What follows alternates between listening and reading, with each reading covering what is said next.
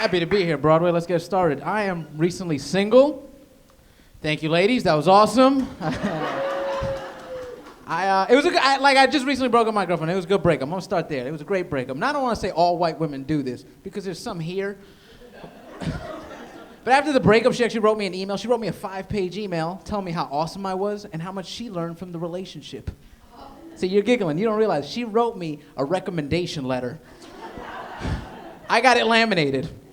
I'm gonna take it on dates with me. That way when girls are like, so why should we do this? I'm like, ha ha ha.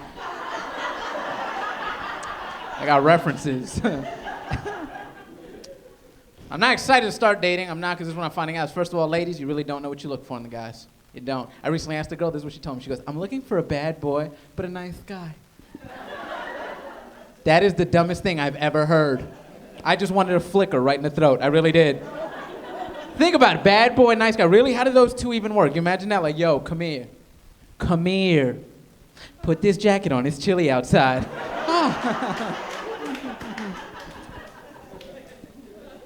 You ladies also want emotion, but the thing with the emotion, ladies, you whip out emotion at weird times, and guys, we don't get it. Like, we don't understand crying at movies. We have no idea what's happening. I actually had a girl one time get mad at me because I wasn't crying. She was like, why aren't you crying? I was like, I don't know. When I came in, I realized that all of this was make-believe.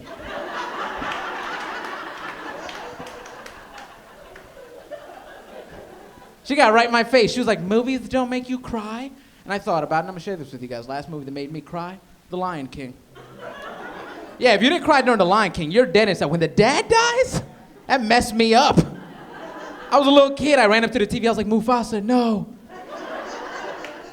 I ran. I hugged my dad. I was like, Dad, I love you. He was like, okay.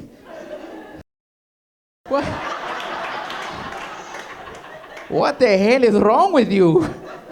It's not even real. It's a cartoon. Look, I rewind it. He's alive again.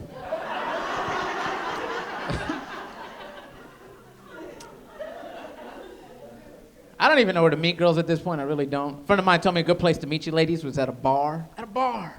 That doesn't work for me. I'm half Guatemalan, not too tall. No girl ever walks into a bar like this. Hold on, him right there. With his feet dangling from the bar stool. He's fun size.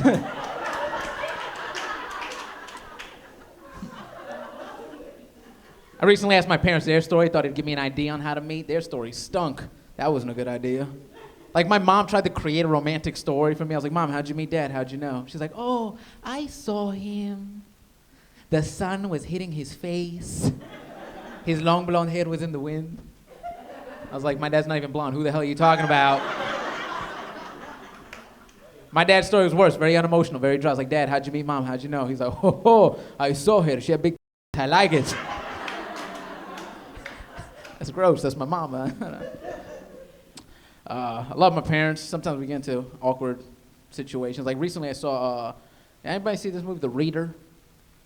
No one? It won awards and no one saw it. It wasn't that good, first of all, number one. Number two, no one warned me that Kate Winslet is naked in 70% of the movie. She's naked in more than half the movie.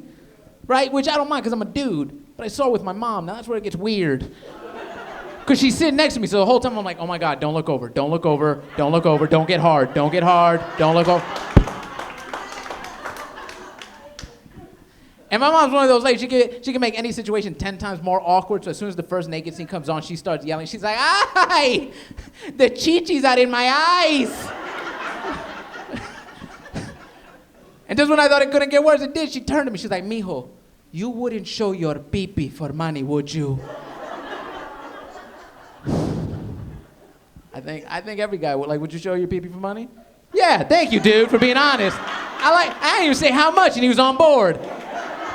And I have to believe that, because I'm not gonna lie to you, I would show my pee-pee for a train ride. If I had somewhere to go, an important appointment.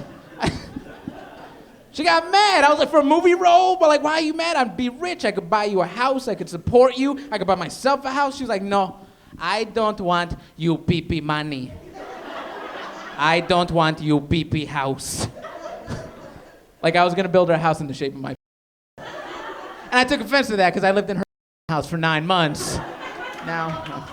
All right.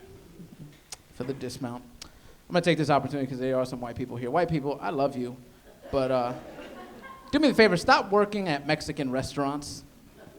It's upsetting. It is, and I don't mean to come off as a jerk, but when you pronounce the item on the menu the way it's supposed to be pronounced, the waitress catches an attitude. I'll be like, yes, I'll have el burrito grande de carne asada.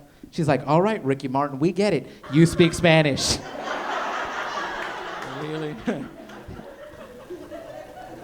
The other day I went to a Mexican restaurant, a white waitress came over. I tried to be nice. I did the little point and show. I was like, I'll have that. She got all sassy and tried to out-Spanish me. She was like, oh, you mean los tacos de Mexico con queso de Guadalajara? I was like, whoa, Becky, with your little jalapeno name tag. Are you really trying to out-Spanish me? So I got her pregnant, because nothing's more Spanish than that. All right, you guys have been a lot of fun. I'm Erik Rivera. Enjoy the rest of the show, guys.